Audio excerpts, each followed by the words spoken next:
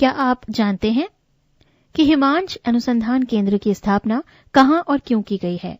राष्ट्रीय अंटार्कटिक एवं समुद्री अनुसंधान केंद्र NCAOR द्वारा हिमालय क्षेत्र में बेहद ऊंचाई पर हिमांश नामक अनुसंधान केंद्र की स्थापना की गई है। यह अनुसंधान केंद्र हिमाचल प्रदेश के स्पीति क्षेत्र में 13,500 फीट की ऊंचाई पर मौजूद है। इस अनुसंधान केंद्र की स्थापना जलवायु परिवर्तन के कारण हिमालय क्षेत्रों में ग्लेशियरों पर पड़ रहे प्रभावों के अध्ययन हेतु की गई है।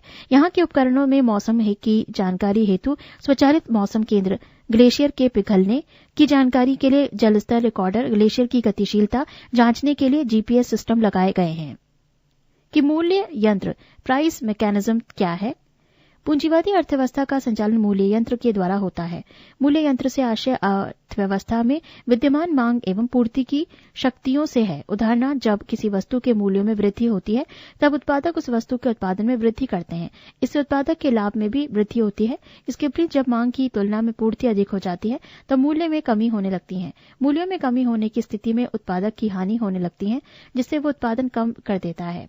इस प्रकार मूल्य यंत्र या मांग एवं पूर्ति के माध्यम से संपूर्ण अर्थव्यवस्था का संचालन होता है। कि केवल पुरुष ही गंजेपन के शिकार क्यों होते हैं? दुनिया भर में केवल मनुष्य ही गंजेपन के शिकार होते हैं। इंसानों में केवल पुरुष ही गंजा होता है। कहा जाता है कि तनाव और पोषण की कमी के कारण बाल झड़ते हैं, परंतु महिलाएं तो अधिक तनाव एवं कुपोषण की शिकार होती हैं और उनके बाल नहीं झड़ते हैं। शरीर पर बाल हार्मोनल बदलावों के कारण उगते हैं और वे झड़ते भी हार्मोन्स में बदलाव के कारण ही है। शोधकर्ताओं का कहना है कि ऐसे में बालों का आना और जाना मनोविज्ञान या रसायन विज्ञान की जगह जीव विज्ञान का विषय है। गंजेपन पर रिसर्च कर रहे नॉर्वे की बर्गन यूनिवर्सिटी के जीव वैज्ञानिक पर पेर जैकबसन ने इसके लिए टेस्टोस्टेरोन नाम के यौन हार्मोन को जिम्मेदार ठहराया है। ये पुरुषों में स्रावित होने वाले एंड्रोजन समूह का स्टेरॉइड हार्मोन है, जिसके कारण पुरुषों में बाल झड़ने की समस्या पैदा होती है। दरअसल इंसान के शरीर में कुछ एंजाइम ऐसे होते हैं जो टेस्टोस्टेरोन को डिहाइड्रोटेस्टोस्टेरोन में बदल देते हैं। यही डिहाइड्रोटेस्टोस्टेरोन के कारण बाल पतले और कमजोर हो जाते हैं। कि गाइजर या उष्णोत्स क्या है?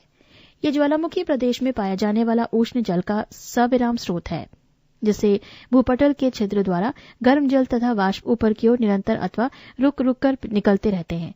ज्वालामुखी उद्गार के समय निर्मित कुछ छिद्रों एवं दरारों से बाद में ज्वालामुखी उद्गार के शांत हो जाने पर गर्म जल और वाष्प अधिक ऊंचाई तक फव्वारे सदृश निकलने लगता है, जिसे गाइजर कहते हैं। ये ज्वालामुखी क्रिया का अवशिष्ट रूप होता है। इससे निकलने वाला जल एवं वाष्प कुछ मीटर से लेकर 400 मीटर की ऊंचाई तक पहुंचती है। आइलैंड का ग्रेट गाइजर इसका उत्कृष्ट उदाहरण है। संसार में अधिकांश गाइजर संयुक्त राष्ट्र अमेरिका, आइलैंड और न्यूजीलैंड में पाए जाते हैं। संयुक्त राष्ट्र अमेरिका के येलो नेशनल पार्क में गाइजरों का समूह पाया जाता है। कि गिरिपथ हिमनद पेमेंट ग्लेशियर क्या है? गिरिपथ हिमनद ठंडे प्रदेशों में पर्वत श्रेणी के पाद स्थल पर अनेक हिमनदों के परस्पर मिल जाने से निम्न भूमि को आच्छादित करने वाली एक विस्तृत हिम चादर होती है। इसकी ऊंचाई सामान्यतः इसके घटक हिमनदों की सम्मिलित चौड़ाई से अधिक होती है। इसके आगे बढ़ने की गति अति मंद होती है और कभी कभी ये स्थिर हो जाता है। अलास्का का माला स्पाइना हिमनद विश्व का प्रसिद्ध गिरिपथ हिमनद है। इसकी लंबाई 96 से 112 किलोमीटर तथा चौड़ाई 32 से 40 किलोमीटर पाई जाती है। कि गुप्त ऊष्मा लेटेंट हीट क्या है? अवस्था ठोस द्रव गैस परिवर्तन करने वाली ऊष्मा गुप्त ऊष्मा कहलाती है। ये परिवर्तन ठोस से तरल, तरल से गैस तथा गैस से तरल आदि रूपों में हो सकता है। वायुमंडल में जल से वाष्पीकरण द्वारा जल वाष्प और जल वाष्प से संघनन द्वारा जल के रूप परिवर्तन होता है।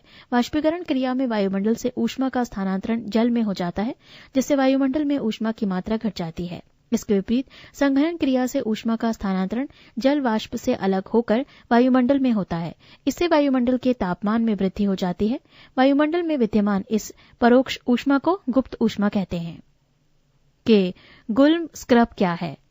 छोटी झाड़ियों तथा बोने छोटे छोटे वृक्षों के रूप में उगने वाली वनस्पति जिसमें कहीं कहीं अपेक्षाकृत बड़े वृक्ष भी पाए जा सकते हैं। इसके अधिकांश वृक्ष 1 से 2 मीटर तक ऊंचाई वाले होते हैं। गुल्म का विकास प्रायः उन भागों में होता है जहां वर्षा कम होती है और मिट्टी की गहराई भी बहुत कम होती है, जिसके कारण बड़े वृक्षों का विकास नहीं हो पाता है। इस प्रकार की वनस्पतियां अधिकांशतः गर्म मरुस्थलों के सीमांत प्रदेश के अर्धशुष्क भागों में विकसित होते हैं। ऑस्ट्रेलिया के अर्धशुष्क भाग में पाई जाने वाली माली गुल्म, माली स्क्रम तथा मुल्गा गुल्म इसके विशिष्ट उदाहरण हैं। कि दलदल बॉग क्या है? कोमल, आर्द्र तथा स्पंजी भूमि जो अपवाह के अभाव में जल जमाव के कारण गीली रहती है और जिस पर मुख्यतः सड़ी हुई तथा काई, मॉस, शैवाल तथा अन्य वानस्पतिक पदार्थ पाए जाते हैं। दलदल की उत्पत्ति उथली एवं स्थिर जल वाली झीलों तथा तालाबों में अधिक होती है, किंतु ये अवरुद्ध अपवाह वाले अन्य भागों में भी पाई जाती हैं। ये भूमि इतनी कोमल तथा स्पंजी होती है कि इस पर पैर रखने पर पैर नीचे धंसने लगता है। कुछ दलदलों में ऊपरी सतह कुछ कठोर हो जाती है, किंतु उसके नीचे अधिक आर्द्र एवं गीली मिट्टी होती है, जिसके कारण ऐसी भूमि पर पैर अथवा कोई भारी वस्तु रखने पर ऊपरी सतह हिलने लगती है। इसे कंप दलदल, क्वेकिंग बॉग कहते हैं। के एडवोकेट्स एक्ट 1961 क्या है? संसद ने 1961 में एडवोकेट्स एक्ट पारित किया। इसका उद्देश्य विधि संबंधी कानून को संकल्पित करना व बार काउंसिलों एवं ऑल इंडिया बार गठित करने एवं एडवोकेट्स की एक सूची बनाता है। पृष्ठ 173।